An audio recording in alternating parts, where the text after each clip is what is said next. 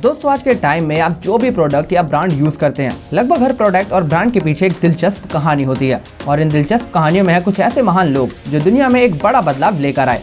आज के इस वीडियो में हम एक ऐसे अनाथ बच्चे की बात करने वाले हैं जिसने अपनी मेहनत से 22 लाख करोड़ की कंपनी खड़ी कर दी, जिसका नाम है लुई विटॉन और इसे हम शॉर्ट फॉर्म में LV भी कहते हैं। आई एम श्योर कि आपने इस ब्रांड का नाम काफी सॉन्ग्स में भी सुना होगा। दोस्तों इस कहानी की सबसे यूनिक बात यह है कि इस ब्रांड को स्टैब्लिश करने वाला एक 13 साल का अनाथ बच्चा था और उस बच्चे का नाम था लुई विटॉन, जिसके नाम पर इस ब्रांड का नाम रखा गया था। तो दोस्तों आइए शुरू करते हैं इस कहानी को, पर उससे पहले चैनल को सब्सक्राइब करके बेल आइकन जरूर दबा दें, क्योंकि हम ऐसे ही इंस्पिरेशनल वीडियोस लेकर आते रहते हैं जो आपके जीवन को सही दिशा में लेकर जाए।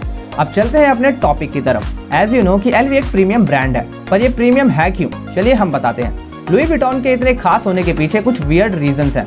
नंबर 1, आपने देखा होगा कि LV के प्रोडक्ट्स पर कभी भी आपको सेल देखने को नहीं मिलेगी। ऐसा इसलिए है क्योंकि ये अपने ब्रांड को हमेशा प्रीमियम रखना चाहते हैं, चाहे कुछ भी हो जाए।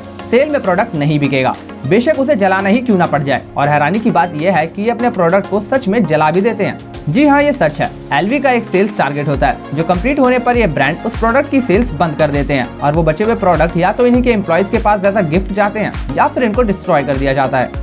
नंबर 2, आपको कोविड-19 का टाइम तो याद ही होगा जब लोग अपने घर से बाहर निकलने से परहेज रखते थे, पर उस टाइम में भी LV ने अपने प्रोडक्ट की सेल्स करने के लिए एक तरीका ढूंढ निकाला।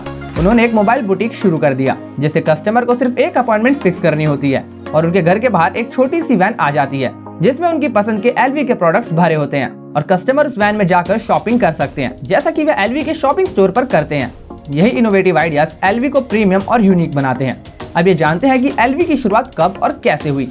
इसके लिए हमें जाना पड़ेगा समय में काफी पीछे, जब 4 अगस्त 1821 में एंचे फ्रांस में लुई विटॉन का जन्म हुआ।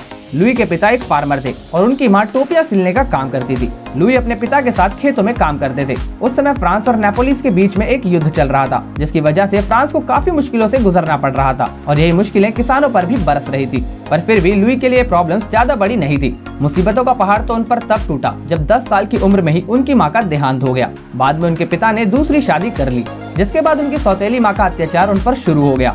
कुछ साल तक तो लुई ने इस अत्याचार को चुपचाप सहा, पर जब चीजें हद से आगे बढ़ गई तो 13 साल की उम्र में लुई अपने घर से भाग गया, जिसके बाद शुरू हुआ लुई का 469 किलोमीटर का पेरिस का सफर।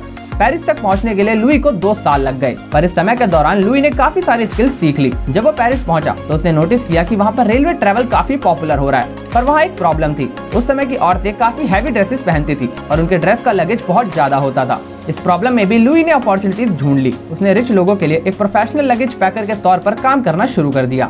साथ ही साथ उसने नोटिस किया कि इन लगेज बैग्स का भी काफी अच्छा व्यापार किया जा सकता है। बस उसे तलाश थी तो एक अच्छे मौके की, और उसे यह मौका मिला मॉन्सियर मार्शल के यहाँ काम करके, जो कि एक स्किल्ड लगेज बैग बनाने वाले क्राफ्टमैन थे। काम करते करते लुई ने काफी सारी बारीकियां सीखी और वो लोगों का फेवरेट बैग मेकर बन गया। इसी दौरान उसने बैग्स में एक प्रॉब्लम डिटेक्ट की। बैग्स की शेप ऊपर से राउंड होने की वजह से बॉक्सेस के ऊपर बॉक्सेस नहीं रखे जा सकते और वह काफी जगह घेरते हैं। इसी प्रॉब्लम को सॉल्व करने के लिए लुई ने अपनी एक शॉप खोली और उसे वुडन और लेदर के बैग्स को रिप्लेस करके कैनवा के बैग्स बनाने शुरू कर दिए, जो कि रेक्टेंगुलर शेप में थे, जिसकी वजह से वह काफी कम जगह घेरते थे और लुई का ये बिजनेस काफी हिट हो गया। इन बैग से इम्प्रेस होकर नेपोलियन III की वाइफ एम्प्रेस यूजीनी ने लुई को अपना पर्सनल बैग मेकर बना लिया। पर क्या कहानी सिर्फ यहीं तक है?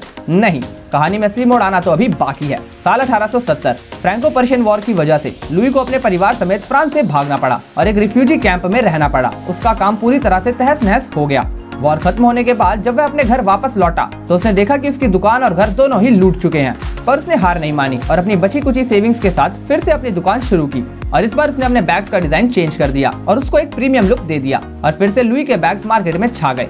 पर कहानी में आता है एक बड़ा मोड़। अचानक हो जाती है लुई की मौत, जिसका कारण आज तक किसी को नहीं पता। लुई की मौत के बाद सारा बिजनेस चला गया उसके बेटे जॉर्ज के हाथ में। जॉर्ज अपने पिता की तरह ही टैलेंटेड था। जॉर्ज ने बिजनेस को अच्छे से संभालते हुए एक इनोवेटिव आइडिया निकाला। उसने एक बहुत ही मजबूत लगेज लॉक बनाया और यह एक इनोवेटिव आइडिया इसलिए था क्योंकि उससे पहले बैग्स में लॉक नहीं लगाए जाते थे, जिसकी वजह से सामान चोरी होने का काफी डर रहता था।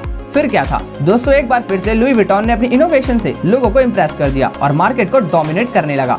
आगे चलकर जॉर्ज ने इस कंपनी को LV का ऑफिशियल मोनोग्राम दे दिया, जो कि उसके पिता के नाम पर था। और आज हम देख सकते हैं कि LV ब्रांड किस मुकाम पर खड़ा है। तो दोस्तों यह थी लुई विटॉन की इंस्पिरेशनल स्टोरी। अगर आपको इस कहानी से थोड़ी सी भी प्रेरणा मिली हो तो चैनल को सब्सक्राइब करके बेल आइकन जरूर दबा दें, ताकि हम जब भी ऐसे वीडियोस लेकर आएं तो वह आप तक जरूर पहुंचे। धन्यवाद।